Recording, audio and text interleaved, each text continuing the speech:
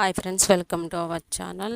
AP రాష్ట్ర వ్యాప్తంగా రాష్ట్రంలో పాఠశాల విద్యార్థులకు ఎప్పుడెప్పుడా అని ఎదురు చూస్తున్న తల్లికి వందనం పథకంపై బిగ్ అప్డేట్ వచ్చేసింది. ఈ పథకాన్ని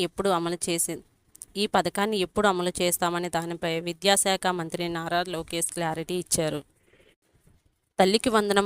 తల్లికి వందనం పథకంపై మాట్లాడుతూ రాష్ట్ర పేద ప్రజలకు ఆర్థిక భరోసా కల్పించేందుకు ప్రభుత్వం అందిస్తున్న తల్లికి వందనం పథకాన్ని జూలై 16, 17, 18 తేదీల్లో అమలు చేస్తున్నట్లు ఆయన తెలిపారు. ఈ 3 తేదీల్లో రాష్ట్రంలో మెగా పేరెంట్ టీచర్ మీటింగు నిర్వహించబోతున్నామని, ఈ సందర్భంగా 2వ విడత తల్లికి వందనం నిధులు విడుదల చేయబోతున్నట్లు ఆయన స్పష్టం చేశారు. ఈ పథకం కింద ప్రభుత్వ పాఠశాలలో చదువుతున్న విద్యార్థులకు 15,000 అందిస్తుంది.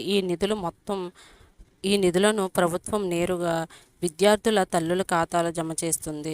మొత్తం 15,000 రూపాయలు 13,000 తల్లుల ఖాతాలో, 2,000 విద్యార్థులు చదువుతున్న పాఠశాల ఖాతాలో జమ చేస్తుంది.